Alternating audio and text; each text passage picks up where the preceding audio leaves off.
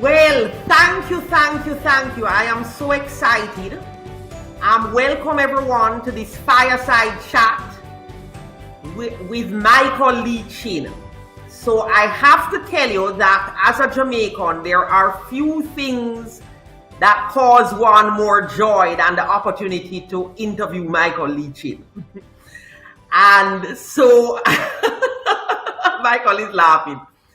And so I am going to begin very briefly because of time constraints to tell you some features of Michael's unbelievable biography. Michael was born in, this will be controversial for some Jamaicans, but Jamaica's most beautiful parish, Portland.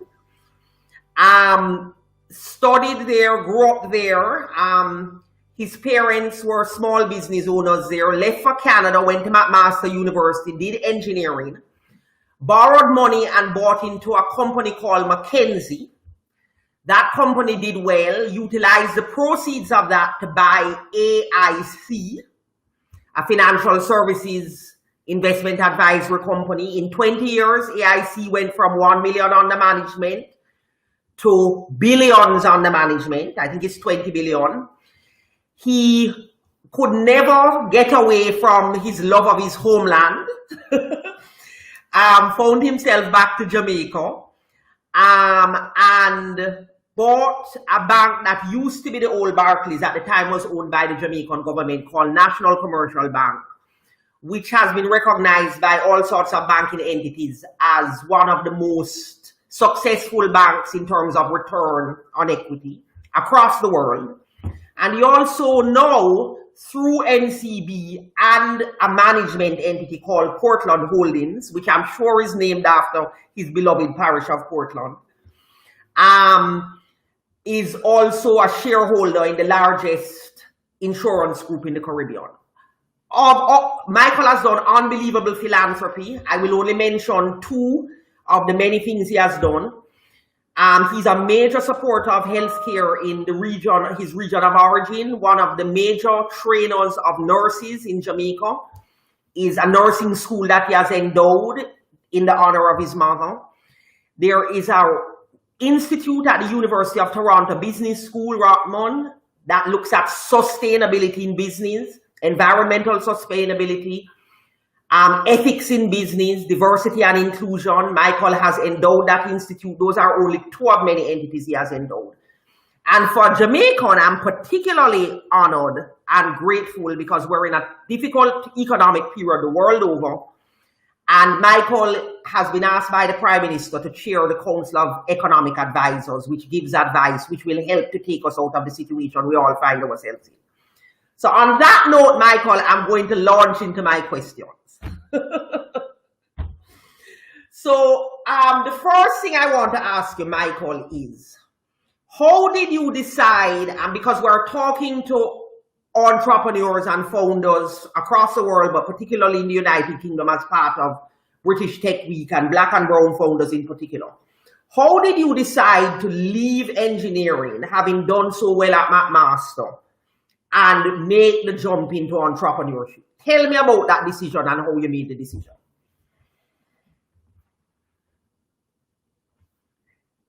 For some reason, I'm not hearing Michael. I think there may be a technical challenge. Could the tech people check that for me, please? Can you hear me now?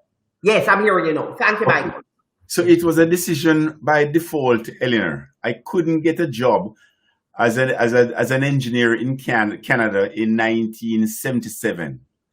So I decided to go and do some courses, some business courses at McMaster University in Hamilton.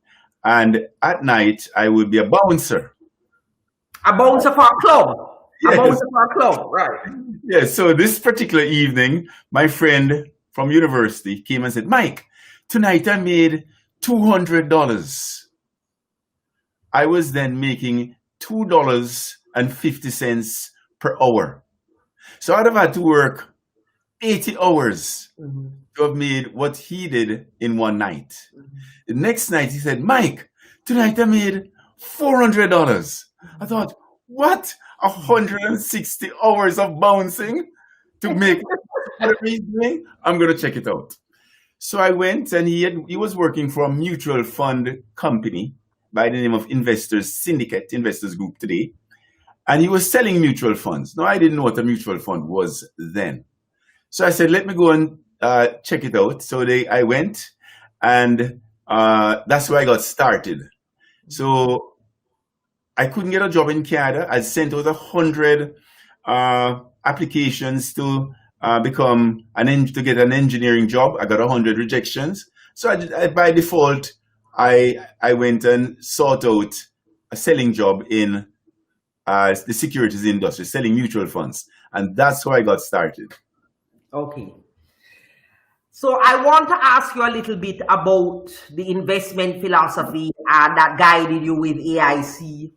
Two things you talk a lot about. You talk about the importance of finding a role model, someone who you think you admire, sitting with them, getting the advice, and taking the advice seriously.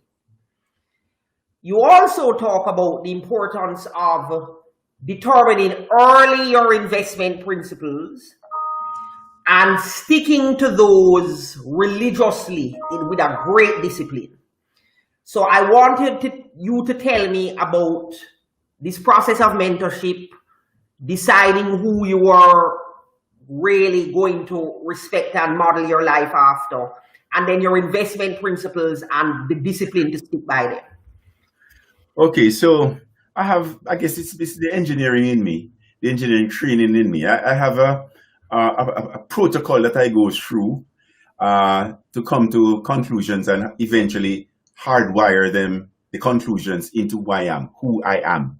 So it starts off with I observe.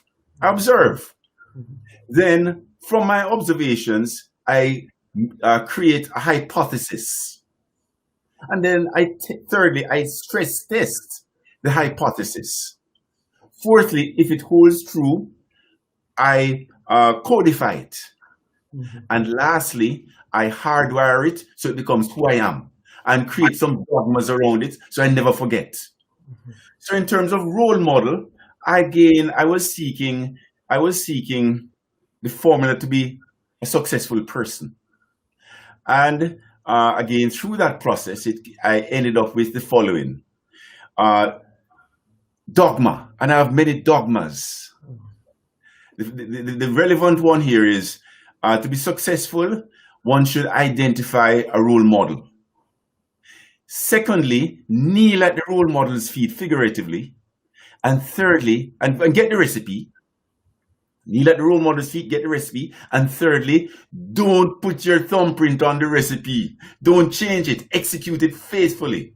And if you do that, you will achieve the same success as your role model. So role modelship, important. So in my case, I would see clients. Because I was 26 at the time as a black man in Canada in 1977, when Canada was not as cosmopolitan as it is today.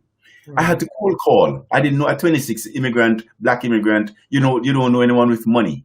Yeah. So I had to cold call in a major white society. So when someone said, okay, Mike, I'll come to my home, I'll listen to what you have to say. I felt so grateful that when I sat around the kitchen table, I'd ask myself the question, what's the highest value add I can give to this family here tonight? What is that one thing? And today, Eleanor, I still ask that question. In every audience, in interaction, I always ask myself that question. What is the highest value I can give to this person, entity, audience? So at the time when I was sitting around the kitchen table, it kept coming back to me. Make this family wealthy. That's the highest value add an advisor can give to the family he or she is advising. Make them wealthy. Or is there a formula that if you practice consistently, the only outcome is wealth? Is there such a formula? Well, today, then we didn't have Google, so I couldn't Google it. Today, if you Google it, nothing comes up. But I figured it out in 1977 by observing, same Role models. Role models. Who are the role models for wealth creation? Let me observe them. Let me see if I can detect some common threads as to what they do. And then, if I can, that is the formula for wealth creation. So, here's what I observed. Wealth creators, wealthy people who created wealth, did so by doing 5 things. Number 1, they own a few, not too many, high quality businesses. Secondly, they really understand them. Thirdly, they made sure that those businesses are domiciled in strong long-term growth industries. Fourthly, they use other people's money prudently. And fifthly, their attitude is they're going to hold these few businesses or this business for as long as the characteristics of the business remain strong, intergenerationally, if necessary. Mm-hmm. So that's the 5 laws that I codified. Mm-hmm. So now that I codified a set of a framework for creating wealth, I thought, I'm selling mutual funds. Why do people buy mutual funds? They buy mutual funds to create wealth. Mm-hmm. So let me now superimpose the structure of a mutual fund against the background of the 5 laws to see if the mutual fund, the generate mutual fund, would pass or fail. Mm-hmm. So number 1, as you know, mutual funds are diversified entities, 200 different stocks, 300 different stocks. So number 1, wealth is created by owning a few businesses. Mm-hmm. Everybody who created wealth owns a few businesses. So does your typical mutual fund pass or fail the first test? Mm. It fails. It fails. Wealth is created by really understanding what you own. If you own 200 businesses in a mutual fund, is it possible to understand all of them? No. So does your typical generic mutual fund pass or fail? It fails on count 2. Thirdly, wealth is created by making sure that what you own is or are domiciled in strong long-term growth industries. If you own 200 different businesses, are you sure they're all in strong long-term growth industries? You can't be sure. So does your typical generic mutual fund pass or fail? Fails on count number 3. Fourthly, wealth is created by making sure that what you own use other people's money prudently. Mm-hmm. If you own 200 different businesses in a mutual fund, are you sure you have 200 crackerjack chief financial officers? Are you sure? Can't. Mm-hmm. So does it fail or pass? It fails on the 4th count. And lastly, wealth is created by simply holding what you own for the long run. Mm-hmm. Your typical mutual fund has a turnover ratio of 80% per year. The inverse of that is the average hold period is 14 months. I don't know one wealth creator who buys and sells his or her business or businesses every 14 months. So does your typical general mutual fund pass or fail? Fails. So I was taken aback. I said, because I've defined a framework, superimposing what is accepted in trillions of dollars across the world, mutual funds, I thought this product here is a fraud because it does not meet the prime criterion that people have when they buy it, which is to create. Yes. I'm going to start a fund that is 100% in harmony with those 5 principles. And that's what I did. So in summary, I defined a framework. The framework guided me because I stress tested it and it became who I am. Mm-hmm. So that's the answer to your questions, ma'am. Thank you, Mike. So I'm going to follow up a little bit on what you just said there, and then I have another question. I'm watching the time. I appreciate your time.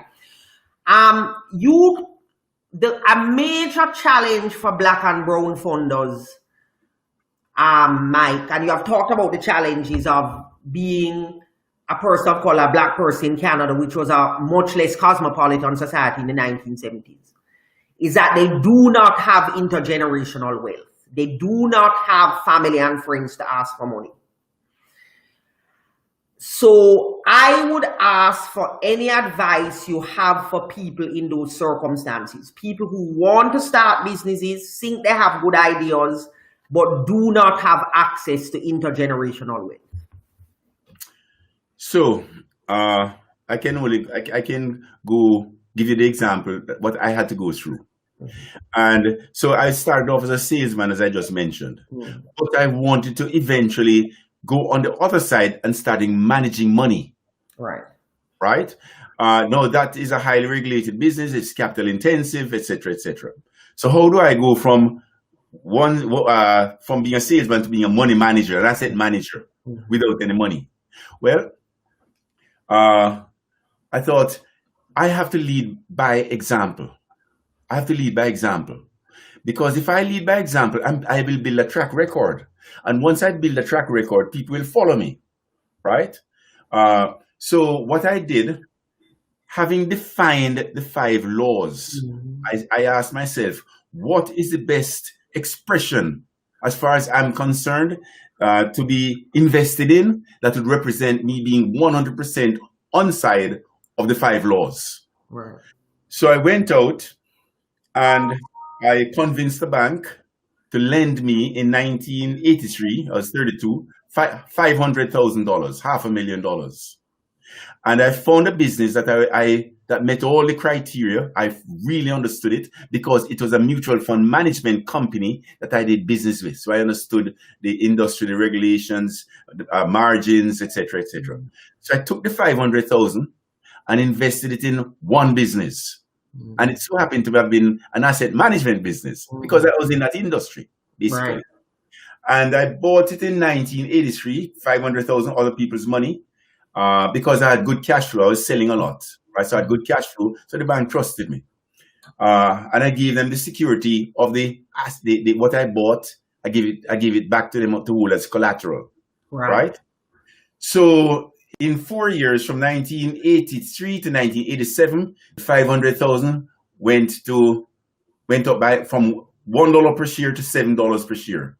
Whoa. So 500,000 became 3.5 million. 5 million, yes. Right. And what I did all along, I said to all my clients, look, although I can't sell this to you, go out and buy McKinsey Financial Corporation. So they came along with the ride and they saw. So when I know, so I had 3.5 million in capital. And not only did I have the capital, but I had not the track record, but also the confidence to know that my principles will work in the real life setting. And that's when I bought this company, AIC, which had less than $1 million. I paid $200,000 for it. And immediately it was an asset management company with one mutual fund, typical mutual fund with 200 stocks. I immediately distilled from 200 down to 15.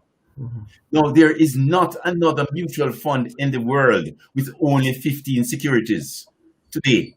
Even not another one. So in latter life, on reflection, it reinforced something that I've always done intuitively, but now I can enunciate it. Every single successful professional, every single successful business has to do 3 things really well. Number 1, you have to build your reputation. So every day you have to behave in such a way that your reputation is burnished and tarnish it. You can only do that if you you have a cause, you have principles that you stand for, a framework. Number 1, you have to build a reputation as a professional or a business. Secondly, every successful business, if it wants to remain intergenerationally successful, it has to differentiate itself. Right? You have to swim upstream. Right? Yeah. And thirdly, every business has to really and truly ask the question, how am I being relevant to customers? Am I really addressing customers' need? Am I being maximal in being value added to my customers? If every business or every professional focus on those 3 things, you will have a sustainable business because you constantly reinvent yourself to be relevant. Yes. Yes, I'm much appreciated. So this question, as I watch the time, I have to ask you.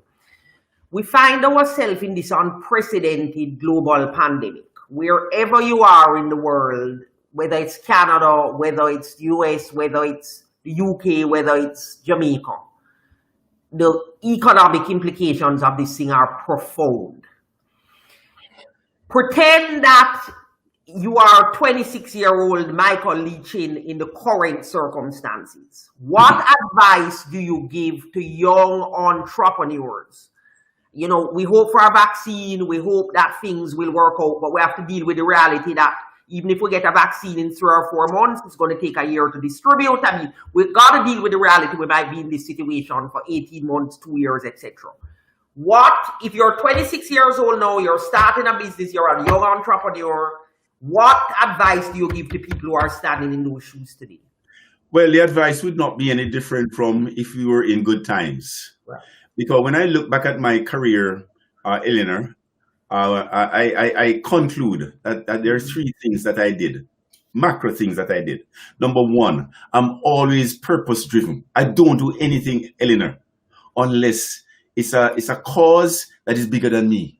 Yes. Right? Because if not, and that being purpose driven is the antidote to being complacent or making excuses. Right? I'm purpose driven. Secondly, because I'm purpose driven, I find creative solutions. Mm-hmm. Just tell me what the problem is. I'm going to go through it, over it, around it. I'm going to get to the other side because I'm purpose driven. Mm-hmm. And thirdly, because I'm purpose driven, I persevere. I know that there are air pockets. We're going to have air pockets. That's just part of life, the entrepreneurial life. Mm-hmm. When you're purpose driven, you realize this is just an air pocket, right? And that is what that's the fuel to persevere. So purpose driven really triggers creativity, and being purpose driven really triggers the perseverance needed to get to the other end.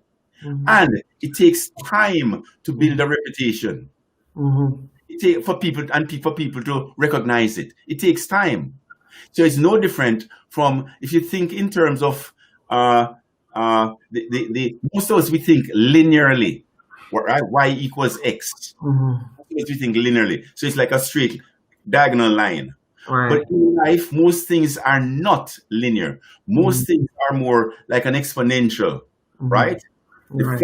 Flat part, they call it the hockey stick curve. Yes, that's a Canadian phrase. Yes, it's like an exponential. Yes. So for many years, you go along the handle of the hockey stick, you put out a lot of energy, you put a lot of effort, and you get a disproportionately low amount of result. For many years, while you're going along the handle of the hockey stick. Then there's an inflection point. If you maintain your purpose and you persevere, you get to a point, an inflection point on that curve when after the inflection or before the inflection point, as I said, you put out a lot of energy and you get a disproportionately low amount of return. After the inflection point, it flips. You put out a little bit of energy and you get a disproportionately large amount of return after the inflection point. Most of us don't get to that inflection point. We give up. We don't persevere. So perseverance is the key, and that's a function of being purpose-driven. Yes, I'm with you. So the key takeaway here is wait for the inflection point. No. Keep working, keep pushing. Once you believe you have a framework that becomes part of the framework that went through the process. It's now hardwired into you, and you do nothing else but this because it's the right thing, right? And that's the framework, the purpose that will keep you going, irrespective of the obstacles. Right. And so what you're saying is you will get to the inflection point. If you stick with that, you will get there.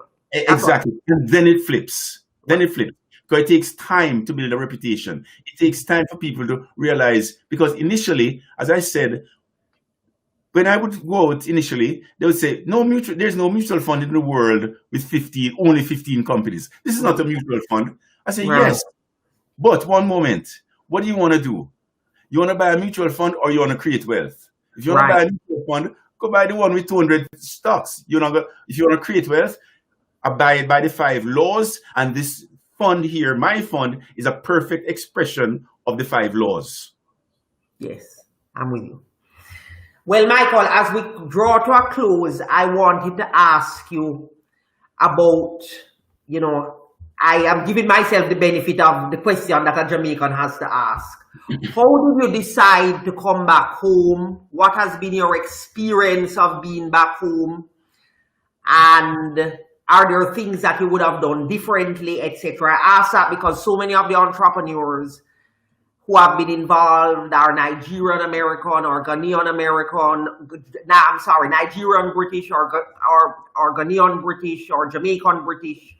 And we spoke to someone earlier who is working between Nigeria and London. So, I wondered if you'd tell us a little bit about what it has been like to operate businesses between the Caribbean and Canada.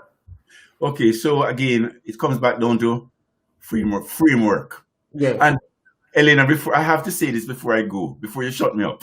I won't shut you up. I wish we had all day. I have to say this, Elena. There's another dogma that I have. To be successful, number one, you have to be driven by a framework. You as a lawyer, you know this because that's all you have. Frameworks. You have a bunch of an encyclopedia of frameworks in your head, right? Driven by a framework. Secondly, you need to be able to control your emotions. Secondly, to be successful. And you can only control your emotions if when you're given a problem or when you're faced with a situation, you always default back to your framework. And the answer will come ricocheting back to you. You don't need to think too much if your framework is absolute. But most people don't have a framework. And I'm saying once your framework is absolute, not relative, is absolute, then it is what will help you to prevent your emotions from governing your behavior. Yes, yes. And thirdly, you need access. You need access, right? Linda spoke about access earlier. Yes, absolutely. 3 things we need. We need framework, control emotions, and access. So we all have to start a program as to how we're gonna over time get better and better access. Why did I go to Jamaica? Well, there's another set of dogma that I always abide by. In my goal is to create wealth, and my mantra is prosperitas cum caritate. Create wealth, prosperity with care, right? Yeah. So I observed again that wealth is created when you have 3 conditions that are present. Number 1, there must be a difference between perception and reality. You can't create any wealth if there is efficiency of information. If everybody knows the same thing, you can't create any wealth. So there must be a difference between perception and reality. Number 2, there must be inefficiencies. You can't create wealth when things are efficient. That's the opposite. And number 3, there must be a lack of capital going into the region, the sector, or the business. You can't create wealth when you have a lot of capital going into a region, a lot of capital going into a sector, or a lot of capital going into a business. You're gonna wealth destroy. Right. So when those 3 criteria or conditions are present, it's magical. Yeah. So Jamaica, those having those criteria fixed in my mind, Jamaica in 2002, and Jamaica today is still that way. Most developing countries are still that way. They still meet those 3 criteria. No one would perceive of Jamaica as being a nirvana for creating wealth, for wealth creation. No one. That's not the analogy you have with Jamaica. You think Jamaica, the brand association is beautiful country, right? Not. It's the best place in the world to create wealth. Nobody. So there's a difference between perception and reality. Secondly, Jamaica is a treasure trove of inefficiencies. Right. So hence, it's fantastic for an investor from an investment standpoint. And thirdly, because there isn't you don't have private equity funds, venture capital beating the door down to go to Jamaica. So there is a lack of capital in Jamaica. So again, the three preconditions are met. The country, and most developing countries would meet those three preconditions. The bank was on a micro basis, met all those three preconditions. So what I had to do was transform, and was having bought it was to transform it. Just for our listeners, this is National Commercial Bank, which was the entity that Michael came from Canada to Jamaica and acquired. Go ahead. Yes. How has the experience been? Number one, the bank, immediately we gave the bank purpose. Remember, I spoke about purpose. Businesses have to have a purpose also. So immediately we gave the bank purpose by changing the mantra of the bank to building a better Jamaica. So when staff members go to work every day, they would make a direct nexus between what they're doing that day and their children having a better future, right? And National Commercial Bank today is known for its philanthropy and its community building, known. And that is a prerequisite for long-term sustainability. In terms of how has the bank done economically, in terms of net after-tax profits, cumulatively, the bank since 2002 until now, the bank has made over $2 billion in net after-tax profits. Yes. And we have paid over 500 million in taxes. We're the largest taxpayer in Jamaica. Yes. Right? Yes. So the bank has done, and shareholders, I'm not the only shareholder. I own 60% of the bank. The other 40%, pension funds, individuals, they have done phenomenally well. Yes.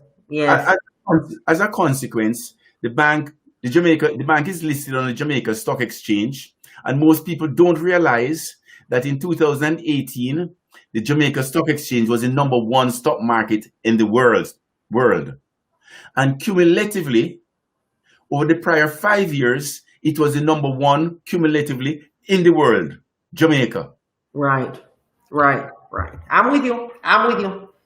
And so the life you're living now, which is really remarkable, is you started in Jamaica, you went to Canada and had this extraordinary trajectory, and the trajectory has come full circle and brought you right back to the region of your birth.